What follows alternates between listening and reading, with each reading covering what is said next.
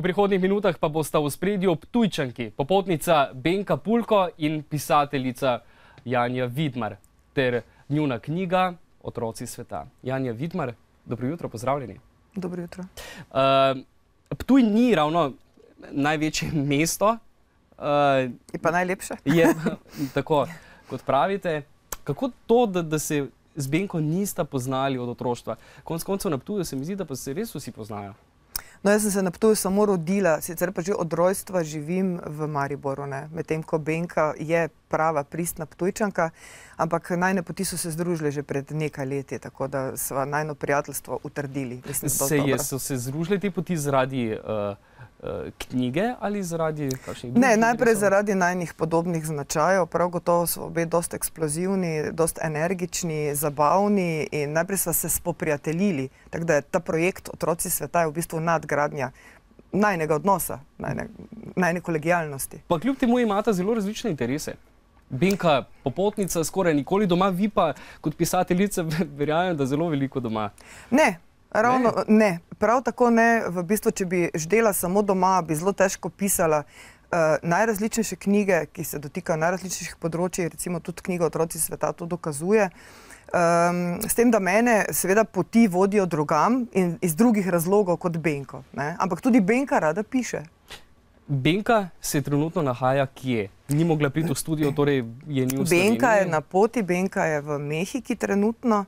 In njo bo pot peljala, kdo ve kam, na kateri konec sveta.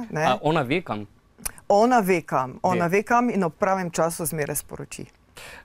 Tukaj ste zaradi tega novega projekta, nove knjige, Otroci sveta. Zakaj je ta knjiga tako posebna, drugačna? Glede, ta knjiga je pravzaprav zelo zanimiv projekt. Tudi v svetovnem merilu je nekakšen unikum, kajti tako sožitje v knjigi, se pravi sožitje fotografije in potem recimo zgodbe, torej realistične, realne fotografije, portretne fotografije in potem fiktivne zgodbe. Jaz tega na nobenem knjižnem sejmu na svetu še nisem opazila. Tudi Benka, ki je ogromno prepotovala, pravi, v nobeni knjigarni še ni zasledila česa podobnega. Zakaj pa gre? Gre za sklop, gre za zbirko 18 kratkih zgodb. Torej, posegajo v najrazličnejše kotičke sveta, v skrite kotičke sveta in midve z Benko so pravzaprav želeli ta velik svet, ki je naši majhni Sloveniji tako zelo oddaljen, so ga želeli približati pa predvsem slovenskim otrokom, ker se mi zdi, da so samo naši otroci še tisti, ki so dovolj odprti za razumevanje multikulturnosti, drugačnosti, strpnosti in preden jih mi odrasli spet zapackamo, so si midve želeli, da bi to prebrali. Čeprav bi morali to knjigo seveda najprej prebrati odrasli. Torej mentorji, starši in šele potem otroci. V tej knjigi je, kot ste dejali, 18 fotografij otrok iz res najrazličnejših vseh kontinentov, koncev sveta. Tako. Ste imeli vi kaj težav, ko ste pisali zgodbe o teh? No, seveda, vsaka zgodba je bila popolnoma nepredstavljiv izziv, kajti jaz teh držav res nisem še nikoli obiskala in tudi večina Slovencev jih prav gotovo ni. Ampak kako ste se potem takem lotili pisanja? Vam je Benka dala fotografijo, lepo fotografijo? Fotografije sva izbrali skupaj. Aha, ampak to je deklica s kitami. Tako, deklica s kitami in zdaj, kaj bo Vidmarjeva recimo s to zgodbo počela? Kaj pripoveduje otrok recimo na fotografiji, kaj ne?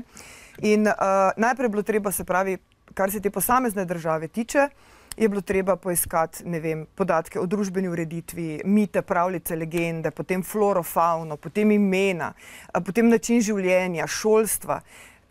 Skratka, blazno zanimiv projekt in izziv. Hkrati ste peljali tudi projekt z osnovnošolci in srednješolci, ki je bil na tečaj, ki je bil tudi zelo uspešen. Zelo odmeven, zelo uspešen. Vse podatke, ki so potrebni, so na spletni strani otrocisveta.si.